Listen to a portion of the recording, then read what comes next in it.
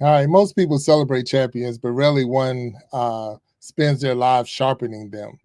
Tonight, we honor journey, not just the victories. The late nights, the unseen work, the faith carried quietly through adversity.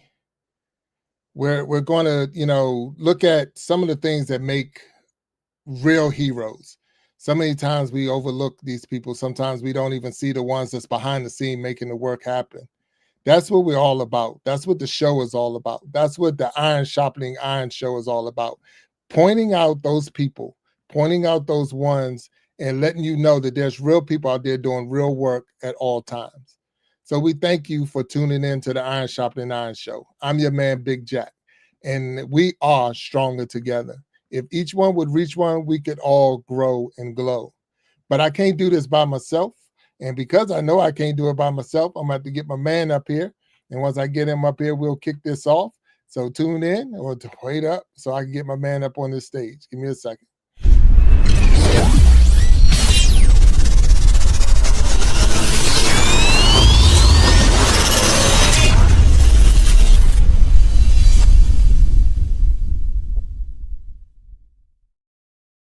There he is. What's up, my brother? My man. What's happening, Big Jack? How you doing, sir? It's another beautiful day in the neighborhood. You know how that go? You know how that go? Yeah, man. Mother Nature didn't even play a trick on us, but she left us a little snow. So snow today, yeah. Yeah, that's nice, look, man. It's not just not just in Maryland or the DMV, but all over the country almost. I think everybody was getting something. So let me tell you how my brain works. All I know is I have a tea time Wednesday because it's supposed to be 50 degrees. But it's going to be 30 for the next 2 days, so I probably won't be playing Wednesday because it's not going anywhere. Yeah, it's not going anywhere anytime soon. Yeah, man. So that's life. You know how it was. I remember when I first started, I was playing when it was 32 degrees outside and hitting the green with the ball and it bouncing off like you hit a piece of concrete or whatever. Yeah. So can't even get the tee in the ground. But so I guess if I want to play any golf in the next month or so, I'm gonna have to change my zip code for a week.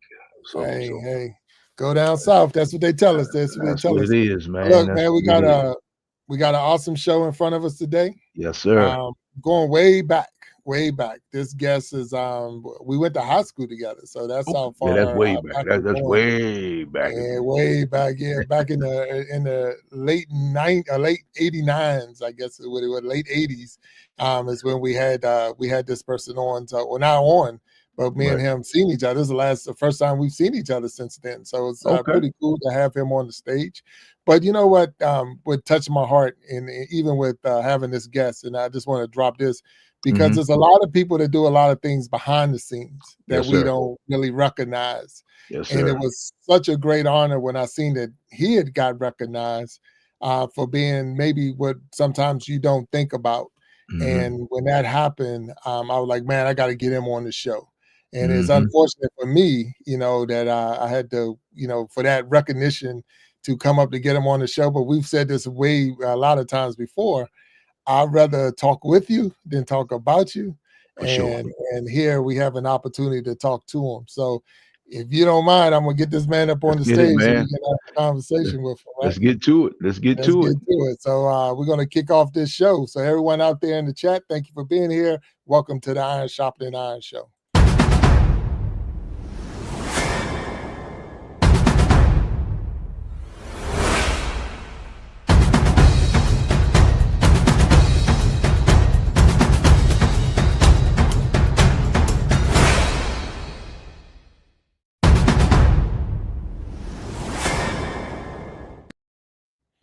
All right, there he is, my man, Juan Marshall. What's up, sir? How you doing? Hey, what's going on, fellas? Hey, Juan. Good to see you, sir. Good. Hey, Juan, like I told you, hey, Juan, I'm with this great. I'm just Big Jack Storytime. Welcome to the Iron Sharpening Iron show. That's my man, Walt Talks. And I like that title.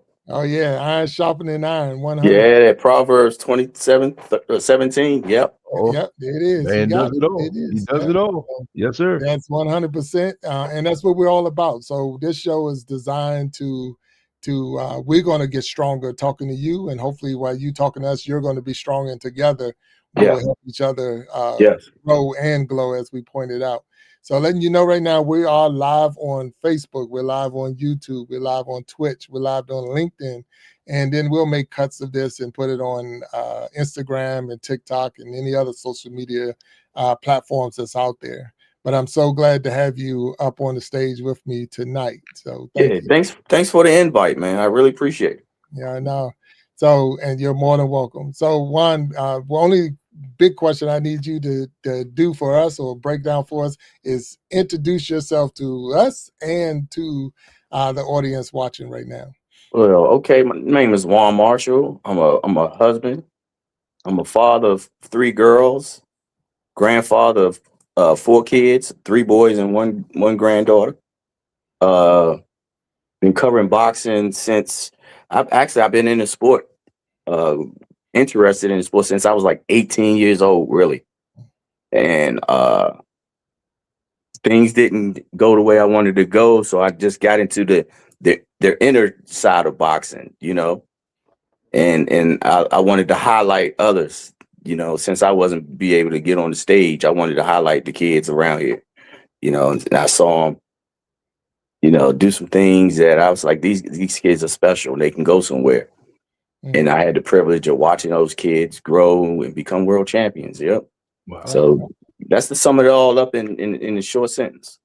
All right. Well, hey, it's amazing how you was able to, like, say, being a husband, being a father, being a grandfather, you know, and promoting other people, you know, showing them their, you know, showing the world their heights, their highlights, their, you know, their abilities, you know.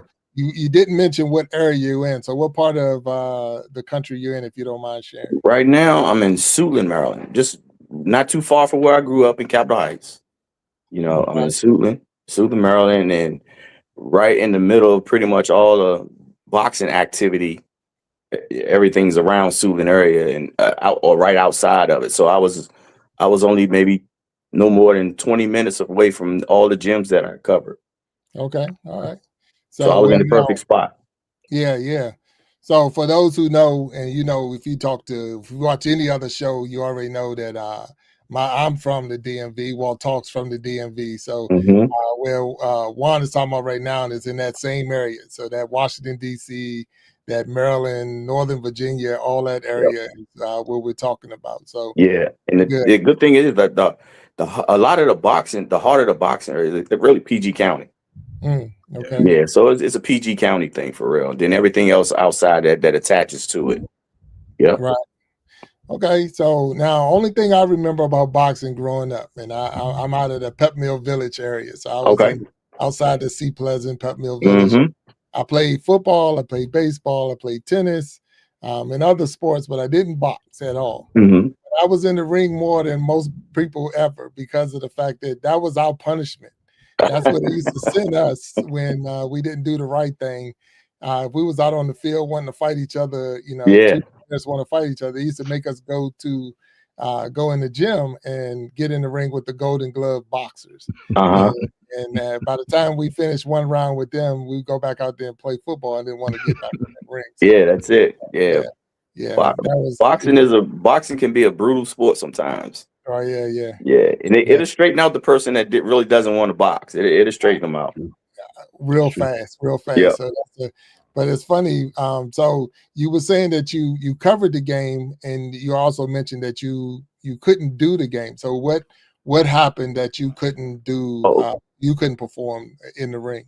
So as a kid, you know, I was when I was 8 years old. Actually, really to start it off, I was born in Washington, D.C., you know, and I lived in Washington, D.C., Southeast Washington, Brandywine Street, right off Willow Road and Southern Avenue and all that.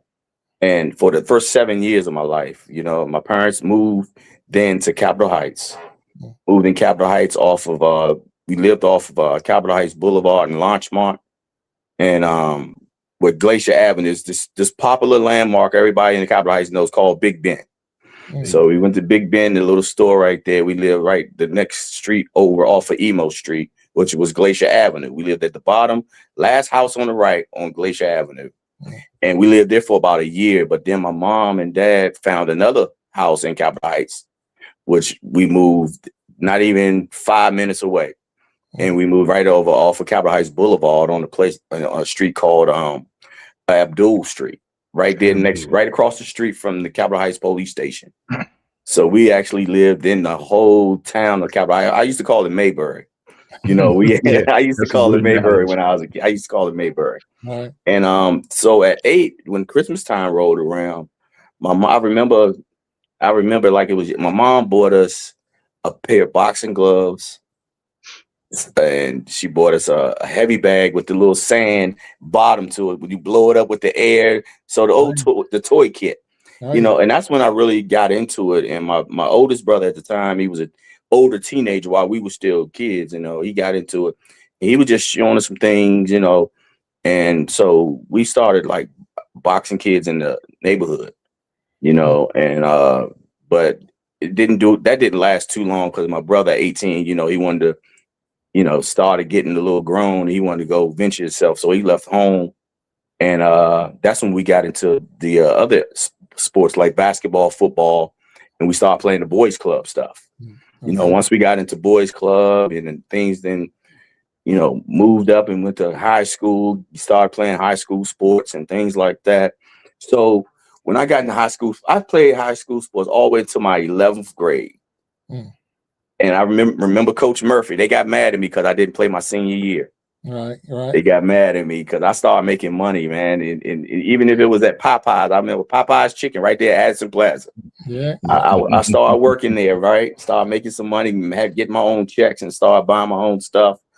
And that was it, man. So the funny thing around this thing come around full circle because like I said, at 18, I really started watching boxing on a regular because it was Tuesday night fights.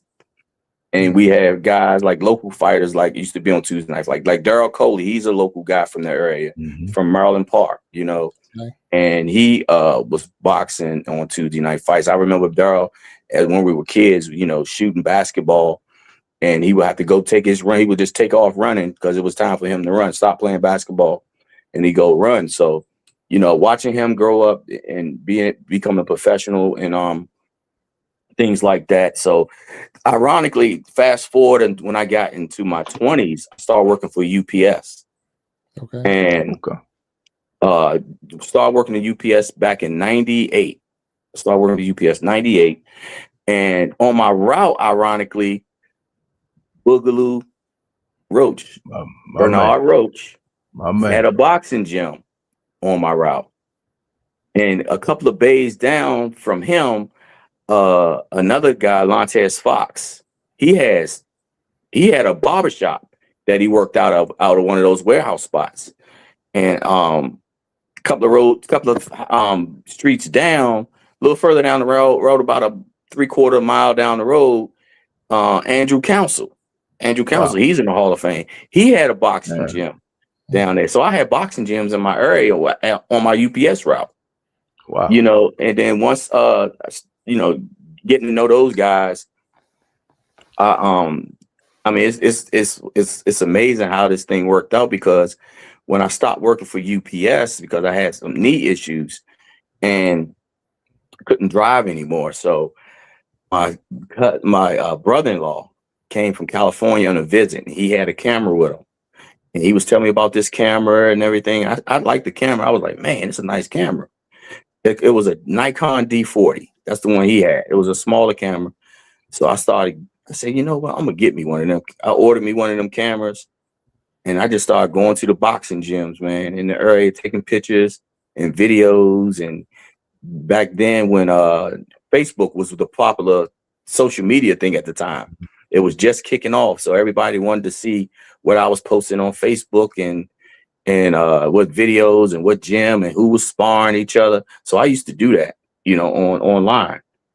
And it grew from that to starting to work with one fighter, you know, the kid, Dusty Hernandez Harrison.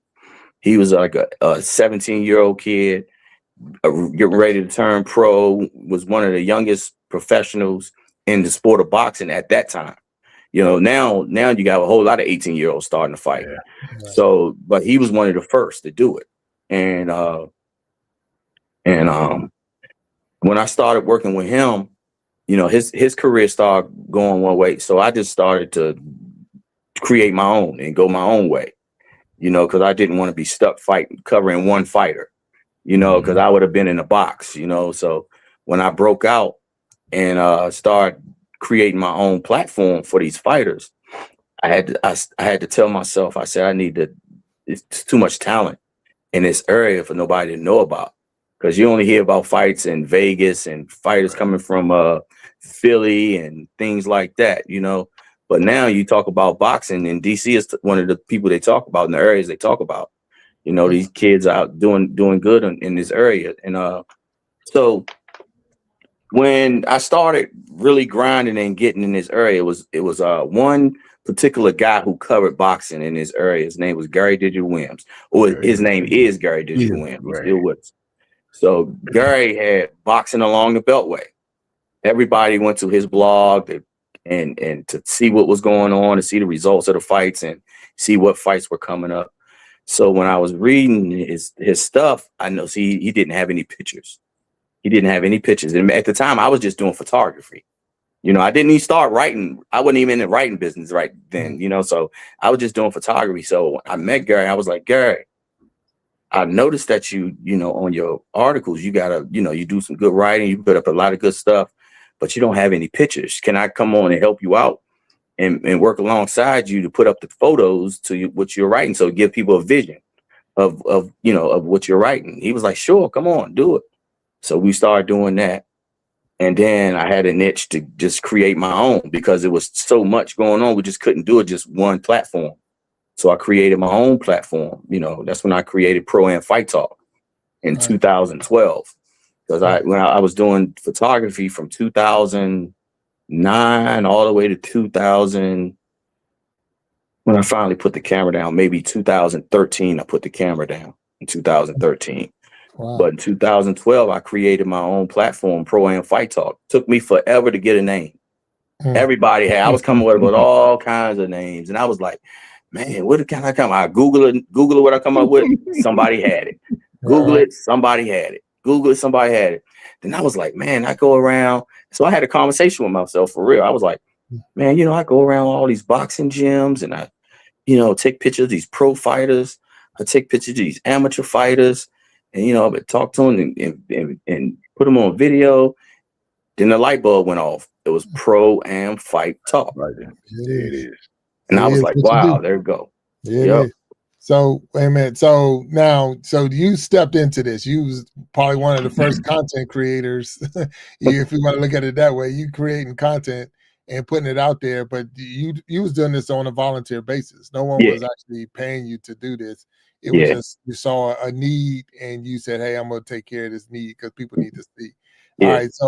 So were you a fighter? I mean, were you a fighter? And I know I never took the step to become a fighter on the amateur side or the professional side. I just had that desire.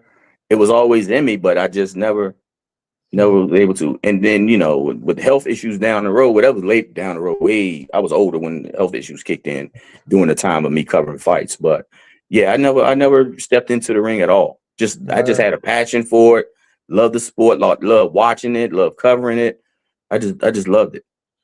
So I know growing up for me, you know, and I wasn't getting into the ring then other than when coaches was punishing us. Yeah. But Sugar Ray Leonard coming out our area. So that was like the big one for me. You know, that was the big one. Palmer Park area.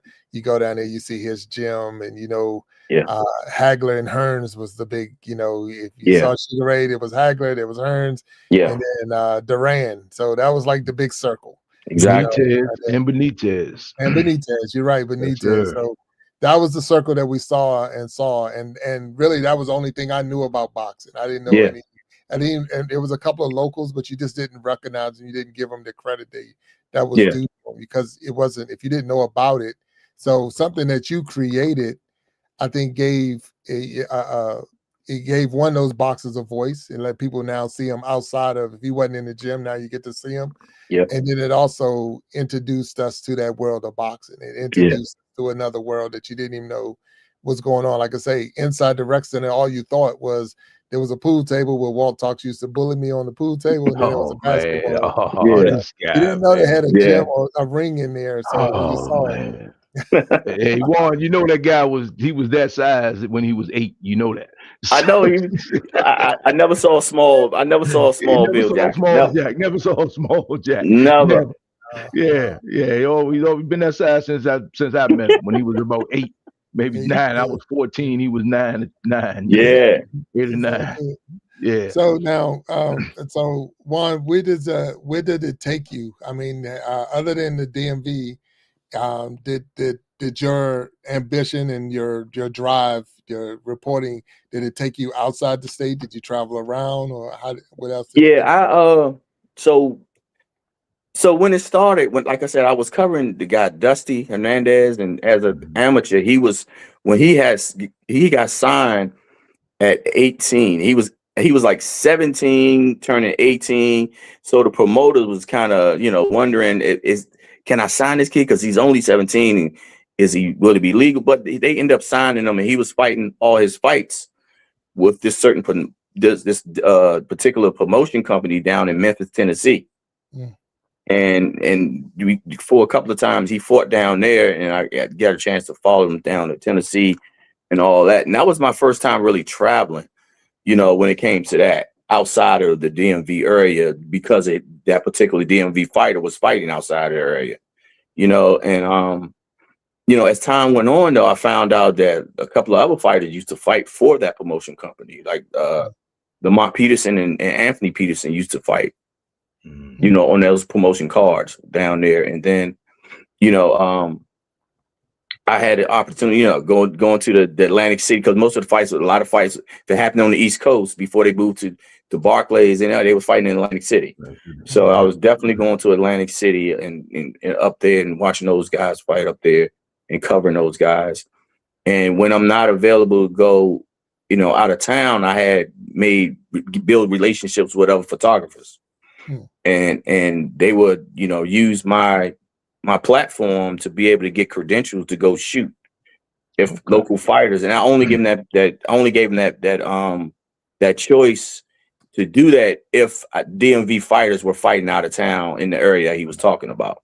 So when they were fighting out of town, like up in Pennsylvania and things like that, I had a guy up there that would, be able to go shoot for me up there, and I would give him, the credential access for using my platform, and he would be able to get in and go shoot the fight and send me all of the pictures that would, with those guys fighting. So I would be able to keep track of those guys when they, fought out of town. I could be able to stay on top of their career and post up what they were doing and things like that and the results of their fights.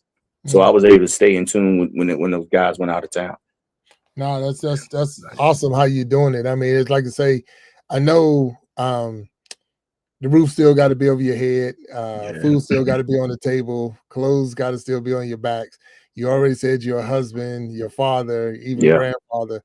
So this doesn't pay the bills. No. So was there a time that you was like, I'm putting in way more work than I'm getting paid for this? Or so during that time, financially, I was good. Financially, I was able to do it and not look back with any regrets and things like that. And the only thing that bothered me when covering this sport is, I built a lot of relationships, and the best relationships I have is the ones outside of boxing, even though I built them in boxing, so you don't have to call me every time and just talk about boxing. Of course, that's going to be part of the conversation. But a lot of the conversation, we can talk about our families. We can talk about whatever health issue you got going on. Just real talk, And those are relationships that I cherish the most. And it's funny you asked because, and we got on this subject because a great referee just retired. I want to say earlier this year, late last year. Benji Estevez. He was one of the top referees in boxing. We became friends, and he was a Jersey guy.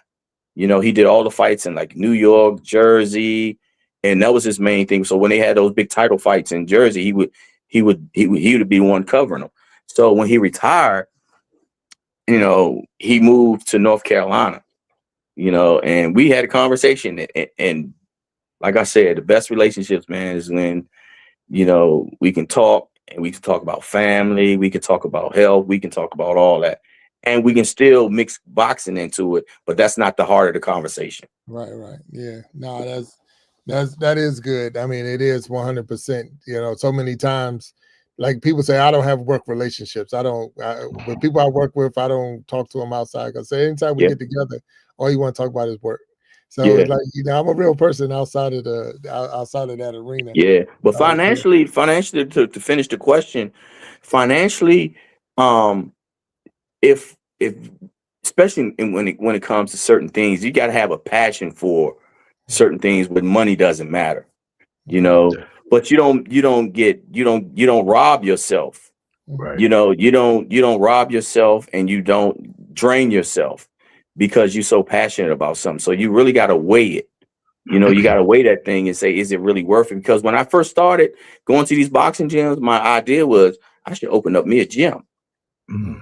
So with me, with that in mind, covering boxing and then opening up a gym, I was able to see the insides and outs of what it takes to operate a gym while I was covering the sport. So the things that I saw when it came to covering sport is most of the time when all these gyms, these kids come to these gyms, it is no money in gyms. Yeah. It's no money in boxing gyms because these kids, they come off the street. A lot of them, the coaches are trying to help these kids stay out of trouble. You know, they give them a place to vent. They give them a place to grow. They pointing out, they recognizing who has the real talent and who has the time. You know, who just wants to. The kid that they just want to keep out of trouble. You know, the kid that just want to be babysit by because mom ain't get off work yet, and things like that. So it was when I was able to see that, and I was like, it's no money in boxing. No, I'm sorry, it's no money in boxing gyms. Gyms, yeah. Yeah, it's no money in boxing gyms. And I think a lot of people miss that, even with the boys and girls clubs. You know, a lot of that is, you know, some of it was a lot of single parent, or even if it wasn't single parent, working parents. Yeah. Where you're out of school and it's like, what are you going to do? You know, and it's that idle mind is, you know, the devil's work too. You know that Exactly. way. So we had something to do, you know, being able to play football, basketball, box, wrestling, or whatever. I think where we've now changed it now from when I was growing up and when we were growing up, it was definitely different than it is now. Now it is like big business out there. These kids, like, they're already getting NIL deals and all this other stuff. I'm like, you know, what happened to the game? Yeah, because you could tell all three of us have probably seen it. You know how the kids now, you see the little taekwondo vans pull up to the schools. Yes, sir. The parents just using that as a babysitting thing. Yeah. You know, that's just a babysitting thing. Yeah, the kids are learning. They probably enjoying it, but for the parent, that's another baby. Those extra hours they have, so when they're not off work yet, they'll be at the little karate class until mom must come scoop them up from karate class because they can't be in. You know, they can't be there because of work. And a lot of times it's a business when it comes to that, man. You know, people taking advantage of the workforce and the hours that these parents have to work. So they create a platform and say, you know what? I don't care if it's babysitting. I'm you know, this is money for me. You know, this is extra money I'm getting. You know, I'll bring those 20 kids to my gym, you know, and teach them some taekwondo. You know, they ain't taking money, they teaching them something, but still, that's it benefits them and it's helping the parent too. Right. No. And it keeps the kid off the street. It keeps the kids off the street, and the kid's going to be taken care of. They're going to be safe and things like that. So, yeah, that's a lot. Yep. Yeah, because you think about it. I mean, now, and I'm sorry, No, you good. Go ahead. I'm sorry. Now is a lot of times we don't see, like, there was a time when we was younger, we was outside. You know, you waiting for the street light to come on because that's the time to go in. The kids are not outside; they're inside. So even going to a gym for boxing, taekwondo, or anything is, if nothing else, you like say it's a babysitting service. It's getting them off. It's really, they ain't on the street. It's getting them out the house. It's like you putting them in a place. Either they're in there on electronic, or they're in the street doing something they had no business doing. So at least you give them something to do so that they could carry themselves. So that's Yeah. really cool. So I'm let Walt. I know you got a Oh, question. no. I was just saying, man, you know, we all pretty much are rec babies, right? We all came out the rec center. I mean, Yeah. so Warren, our lives kind of run a parallel. I'm a little older than you guys, but I was born in DC, right across the line on Grant Street, moved to Seat Pleasant, and Okay. then moved back to DC when I graduated. But I used to work with Roach Boogaloo. That was my man. We used to work for the fire department together. And as far as, you know, guys like you and guys who run gyms, like you said, it's not a lot of money, but thank God for those guys, because guys like yourselves, because you do pour into these kids. And all of them not going to be pros, but I know at 62, I can pretty much tell you all the guys that influenced me at the rec center, the Sam Garretts and such, you know, Yeah. who just like looked out for me and what are you doing? And what are you doing over there? And why aren't you doing this? And just having conversations and taking time to talk to you. And my mother used to work for DC Rec, and my mother-in-law used to run DC Rec. So I was a rec baby on both sides of the district line. So I just know that, man, those relationships, they run the world. And I'm sure now you're starting to see the fruit of your labor as these kids get older. And they pretty much tell you how you influenced them coming up and kind of looked out for them. And I did a short part-time thing at UPS, man. I can't see a tractor trailer now without my head hurting, man. I see. So, but I didn't go to UPS when they were about to open up the new place up in Burtonsville. I ended up joining the fire department, but I just remember being in that UPS truck in the bottom of that truck where the floors come up. You know, the daggone oranges from Florida, man, and the word whacking hut, which was the Amazon back then, man. I'm like, I still had nightmares coming home, blowing my nose with brown cardboard coming out my nose all night, man. But I got a few friends that worked for UPS and retired from UPS. Same here, and got the bad knees and bad hips and bad shoulders messing with UPS too. So it's funny, we have a lot of parallels, man. But you know, your passion, man. A lot of people can't pursue their passion, so that's great.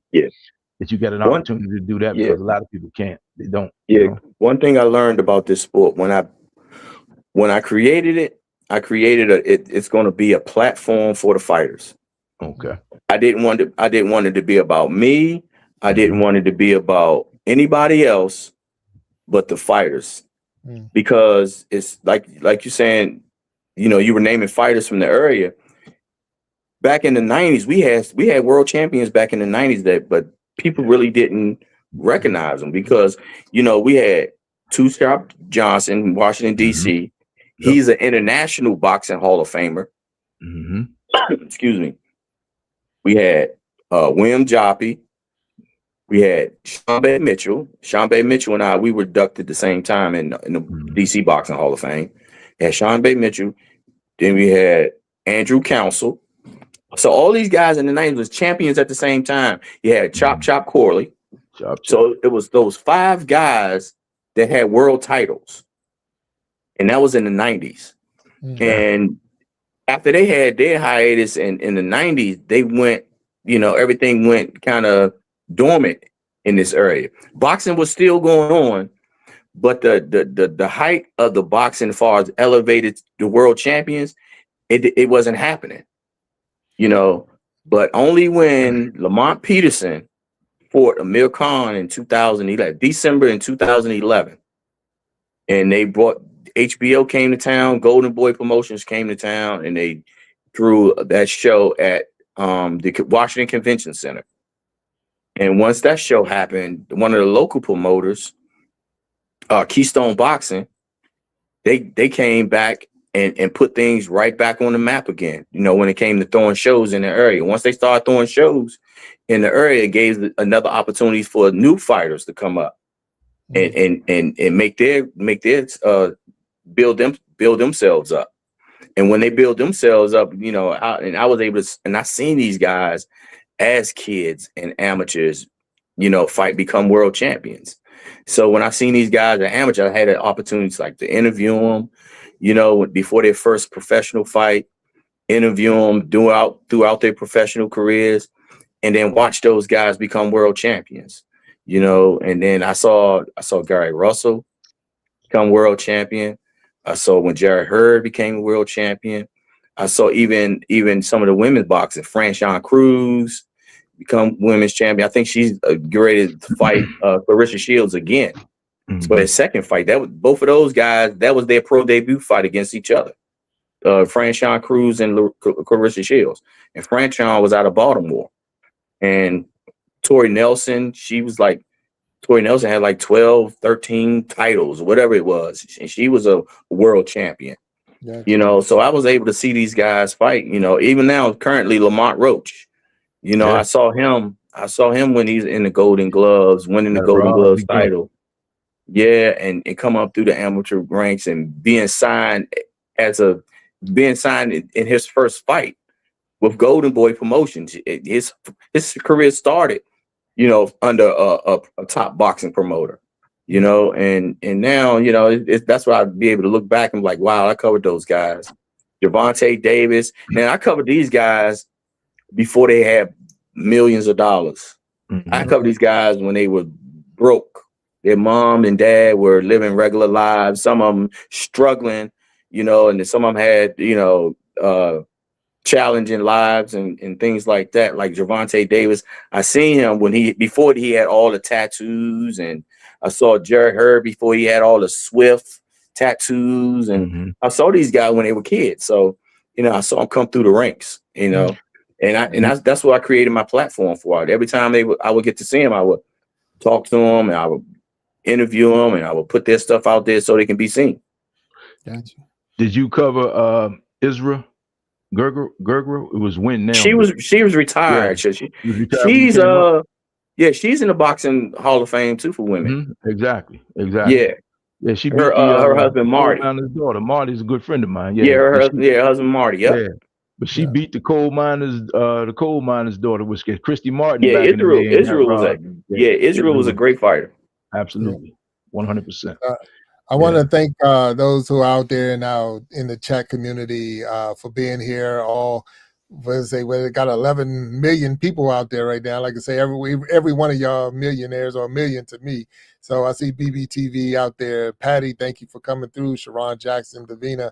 One Up is out there, and I'm trying to see if I can catch any more. Mario is out there. So thank you all for hanging out there with us. We got Sean. I'm sorry, Sean. Ooh, looking at your brother Juan Marshall with us today, and he's hanging out with us, telling us about the game. Really, not even so much the game, how he got into the game. So, Juan, for a lot of us that don't know the boxing world, and we're going to talk to you as a person who, like you say, you talk to the boxers, you've covered the fights and all. Can you walk us through the steps of a person stepping in? How do the gloves work? How does that, the Golden Gloves and all the other programs? So walk us through the steps, if you don't mind, for those who don't know, and maybe I have a son or daughter who might want to get in the game. Can you walk me through the steps? So a lot of kids, they come to the gym real young. Some of them you see a 5-year-old, you see a 6-year-old, but to actually compete, you have to be 8. You have to be 8 years old, and you have to compete as an amateur, and you have to get registered, through the Amateur Boxing Association, USA Boxing, which is called. So you get registered USA Boxing, and you go to a gym, and you want to go to a gym that is also registered, to train and everything, and through USA Boxing, so everything will be legit. So and then you get in there, you train, you have to be dedicated because it's hard. I see kids crying while they're sparring, snot running and crying and all that type of stuff because they're new to it, and then once they get past that phase, they start getting into the local tournaments. And sometimes before even tournaments start, some gyms just throw local shows where they just throw shows to put on, so these guys can compete against each other. And then once a lot of those kids start to stand out a little bit, a lot of those trainers and coaches, they take their kids sometimes out of the state to some of those other tournaments, or even not even a tournament there, but other gyms that put on shows. Let them fight outside of the area, because the reason they do that is because if you fight in your area a lot, you're gonna fight the same kids. Right? And you're gonna fight. And you're going to know their styles, and you're going to see the same stuff. So to make that kid better, you got to take him somewhere different, where you'll see a different style, where you'll see how they fight. So a lot of those trainers, the ones that know what they're doing, they put them up against different competition to teach them the different ways and styles of boxing, because that's at the end of the day, when you get to the pro ranks, that's what's going to be. You're going to be fighting people you never even heard of. So that's the plus side of having your kid fight in different areas and things like that. And when it comes to those tournaments, you're going to be fighting against a lot of different kids from the area, coming in to fight and stuff like that. The silver gloves, then you have the golden gloves, and you got the junior Olympics and things like that. So that's some of the tournaments and things like that. So when you fight in the golden gloves is like the top amateur tournament, as far as a local kid wanting to do something. So when you fight in the golden gloves, you fight in your regional, that's in your area. And then you fight, I think it's the regionals, and then you fight in the nationals.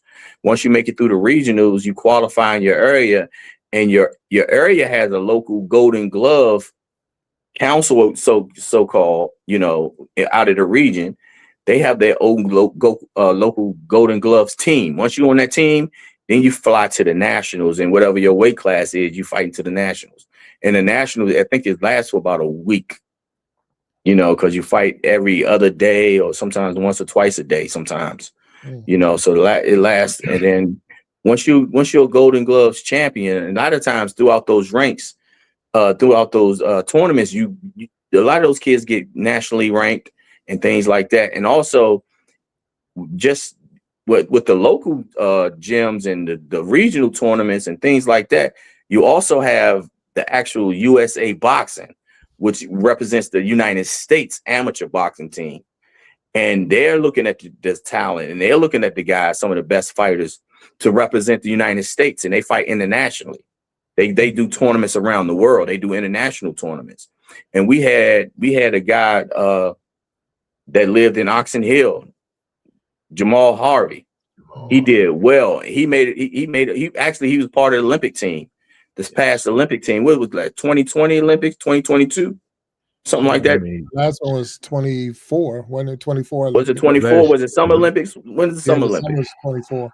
Yeah. So yeah, he was part of the Olympic boxing team. So yeah. So we had let me see who else made Olympic boxing. Gary Russell was part of the Olympic boxing team. He was unable to compete because he got sick. Right. But he made that team. Also, his brother Antoine Russell, he made the Olympics. So yeah, we had a few Olympics, and my wife's cousin Andrew Maynard he made the Olympic team, and he won the gold. Yeah. Right. Wow. Yeah, he won the gold. That was back in the 80s, I want to say. Yeah. So I mean, and like I say, and I appreciate you breaking that down for us, because a lot of times you want to put your kids in things you're not sure, what is it all about, and it's more to it than just going into the gym. Like you said, it's a lot of working out. I did put the gloves on one time in my life that was outside of being forced to, and I did that in college. That's why I don't say a big mistake, but I did. So I was like, hey, let me try, because at least got to try everything. So I put the gloves on. I'm always, like I say, there was no such thing as a small big jack, so I'm always big jack.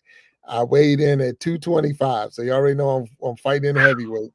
And when I got in the ring, dude was like 6'5", maybe 240. He was a big dude, and I ain't 6'5", 6 feet at all. That's all I got.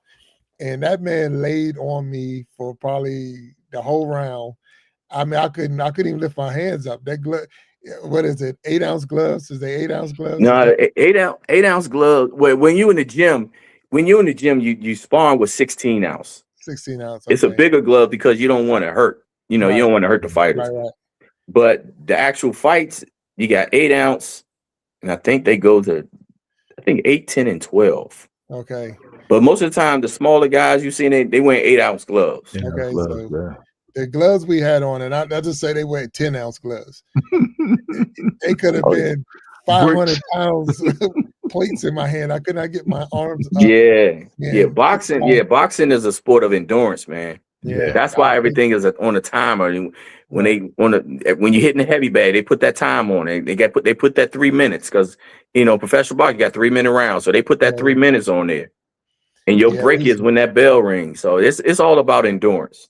yeah, and that was the one thing I learned. And like, if you're a football player, it is not even close. So I don't care how Yeah. much of an athlete you are, and you say, "Hey, I played football, I played baseball," until you get in that ring and actually Yeah. box or Yeah. wrestle.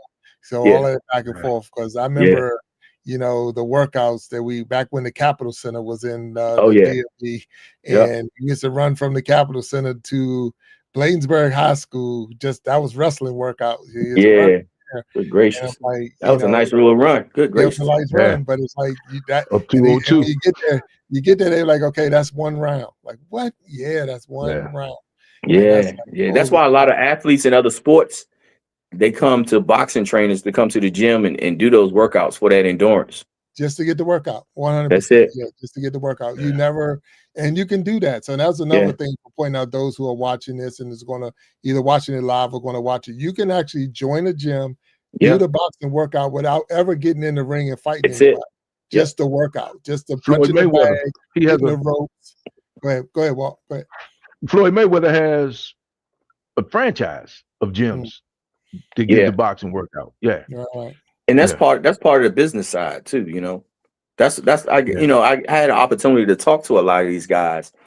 And I think I wrote something about, I'm not sure if I wrote it or if I said it, but I sit there and I said, every fighter has to know their place Mm. as a professional fighter. Mhm. Everyone is not going to be a champion. At some time in your career, you're going to know that I'm not going to make it. This is not where I'm going to excel in. This is my peak. Because age is going to set in the business side of the sport is not going to allow you to go but so far. Mm. So I said, you make the most money on the opportunities that presented to you. So you got guys that's making money as sparring partners. They go to different gyms and get paid from those guys to get ready for fights. They make money on their own, on their own name. They promote themselves, and when it's time to become, when it's time to fight, they got a whole slew of people. They selling T-shirts, they selling everything, selling fight tickets. They getting a percentage of the money from selling the fight tickets, and the negotiations for the biggest purse they can get for that particular fight. So it's a lot of stuff in there, but you got to know your place, when it comes to that sport, and you got to give yourself a time frame. Because I tell them, I said, a fighter really, their age lasts. You probably 35 if you're lucky. I said 35 if you're lucky and you're doing well, you can be able to stay in it for a while. But I said that in the real world, average age 35, shoot, you still got another 30 years to work to retire. So you got to think about that. I said, so if you haven't made that 6 figures or that 7 figures by the time you 35, prepare yourself to come out here to the real world and get a job. Work on that job for 30 more years and be able to retire from it. Right. No, But that's reality, 100%. Yeah. Boy, that's on your mind. What's up? no, to your point though, such as yourself, there are a lot of things in boxing,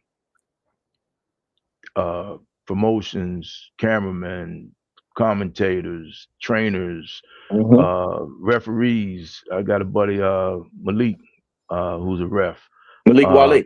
Wale, yeah, absolutely. So, so there are things in the game that you still need to be aware of how the game works to do, which it makes sense that somebody like yourself is around the game, because it's not a thing that you just come in off. I mean, it's a tight knit community from what I see as an outsider. It's a pretty tight knit community, man. So, hey, man, I salute you guys for that, because, DC boxing, man, I go back to when Langley fought Kwawi at the Armory. So, it's just like and Johnny Gant, of course. So even before Sugar Ray, Johnny Gant was the hot guy out of DC. So may he rest in peace. So it's just like, man, they game, and when you go to these places and you see all these guys have been around the fight game for so long, man, it's so cool to just sit back and, I mean, a lot of these guys, but to really watch them operate in their world, it's a sight to see, man. It's incredible, because you guys are plugged in, really tapped in to the way things are going. So the energy, that's where the energy on fight night comes from, when you see all these guys around the fight game who really know the fight game, and then of course the spectators and the novices like myself to see, man. It's a sight to see, man. It's nothing like it. It's nothing like it. Yeah. So I salute you for that, bro. Yeah. That's a big deal, man. And like you said, you memorialize all of this. You're giving people a platform. You're not a gatekeeper. You're giving them an opportunity to show their work, and you show their work. So that's pretty cool. That's exciting. 100%. So Juan, we want to recognize you made it to the, what is it, the DMV Boxing Hall of Fame? Is he paused? I think he's gonna pause. I think he did. Yeah. Yeah, it looked like he paused. So okay. We're hoping he get his he get it back. Yeah. But it's all right. But man, so we'll get it back up. So go ahead, Walt. Yeah, he's done a lot, man. I mean, he's been around. He's got his finger on it, you know. So that's pretty cool, man. And all those guys are coming of age where he's seen them come up through the ranks. So right, and a big thing, even with that, you know, even mentioning the fact that he did that voluntarily. He wasn't he wasn't like he put in an application. He saw it was a need, and he wanted to meet that need, and he actually did something, you know, to help other people. That's huge in itself, and hopefully he can get back up on the stage. He will. And we'll work with him to, you know, all you do is hit the link and you can come back up on the stage. But the big thing is, a lot of times we don't recognize the people that's been doing a lot of work behind the scenes, especially those who volunteer, and they did recognize. So when he gets back in, and I think we're gonna have him back up here. Mm-hmm. We're gonna see when he get back in. So there we go.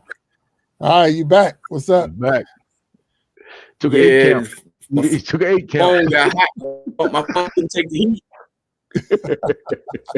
Yeah, my phone couldn't take the heat. Look, we know the devil is a lie.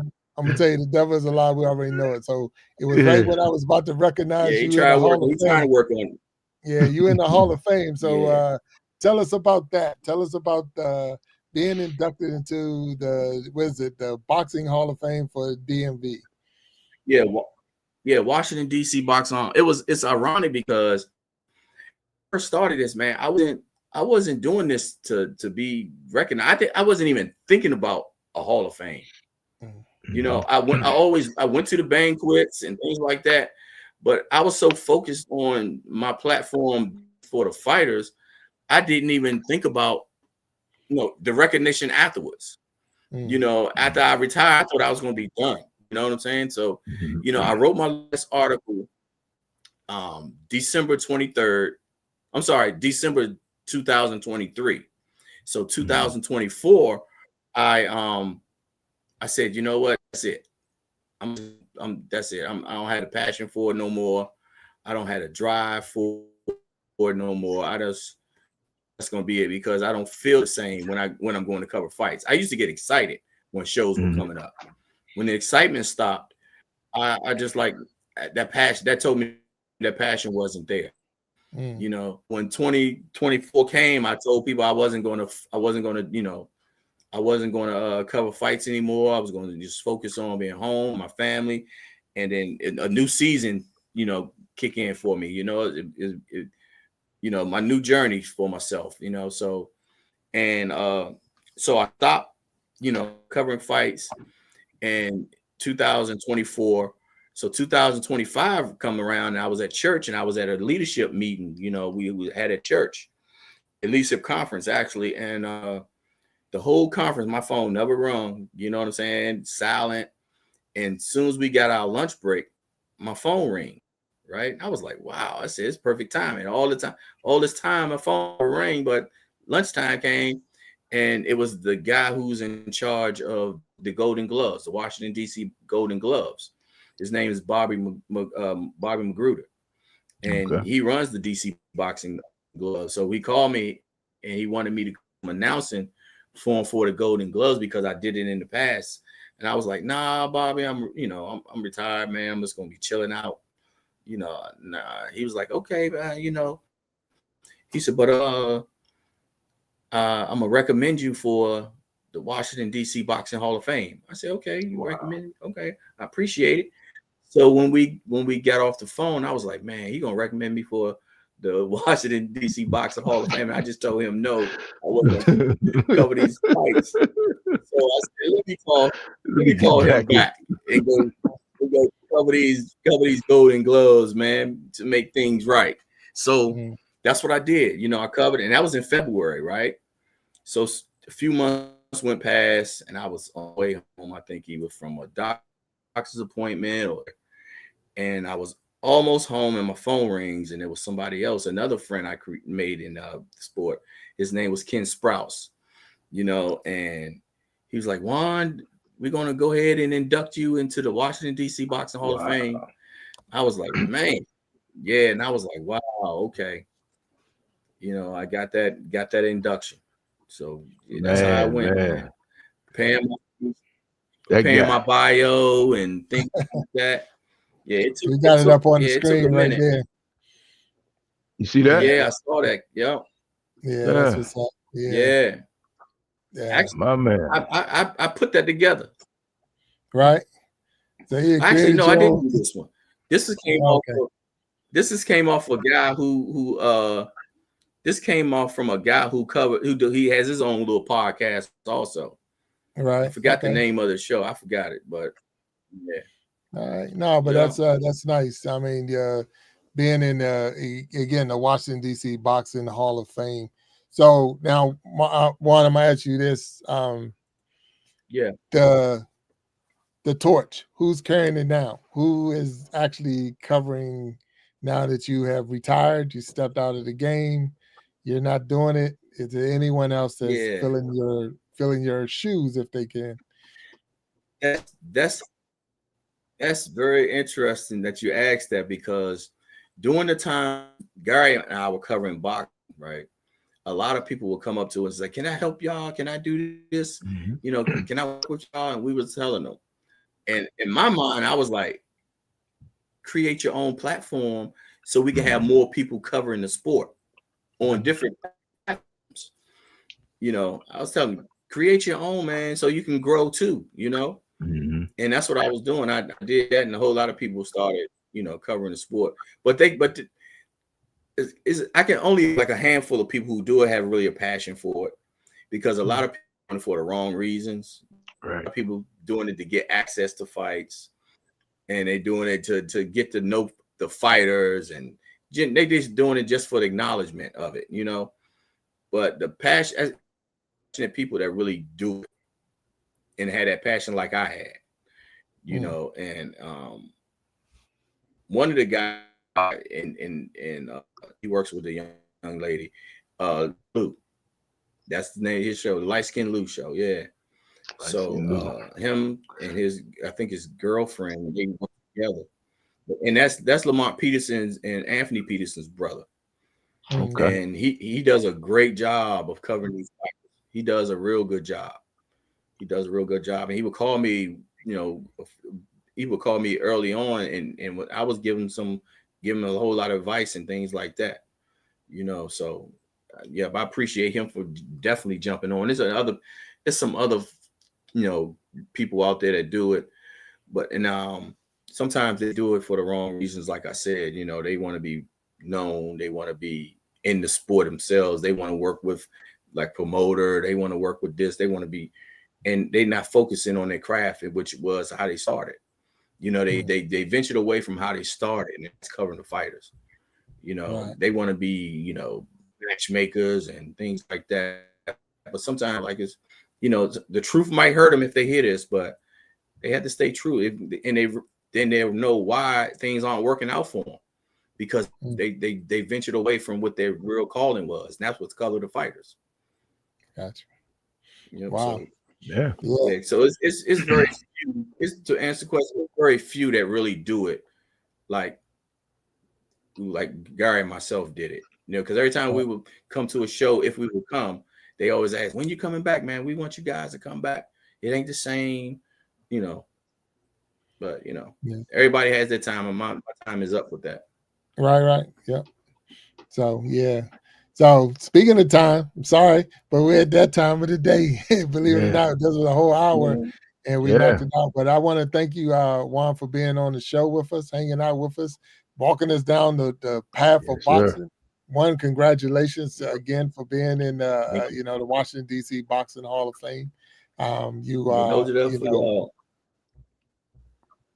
Definitely inspiring. Oh, there you go. There's the plaque right there. So there it is. Right there. So again, congratulations for that. And it's nice always seeing you again. I mean, it's been I don't even know how many decades it's been now. It's been decades since I've seen you. So it's good to have you up on the stage. Man. Yeah. So I'm gonna ask you, Juan, if you don't mind, to hang back once we close this show out and talk with you a little bit behind the scenes. For everybody that's out there been hanging out with us today on the Iron Sharpening Iron Show, we thank you for hanging out with us. We ask you to tune in to our next episode, because this is Sunday. So Wednesday, we got, of course, more more guests coming up. And we got those other shows that's going on. So make sure you tune in and watch the Ask a B show Monday through Friday. 12 o'clock Central Time, 1 o'clock Eastern Time. You got the Coach's Corner and the Voices of Resilience. That's every Sunday. And that's 2 o'clock Mountain Time, 4 o'clock Eastern Time. And then you got the Iron Sharpening Iron Show Wednesdays and Sundays, 7 p.m. Eastern Time. Do know that we're not having any specialty shows at the end of this month. So no Battle of the Sexes, no Gentleman's Journal, and no We Be Jamming Live, because we're getting ready for the big brand change. So we'll see you in 2026 when those shows come back into play. But until the next time we see you, we ask you to stay blessed and be sharp. And we'll talk to you later. And thank you, Juan, and see you in a minute. Peace. Yeah. Okay. All right, well. Thanks. All right.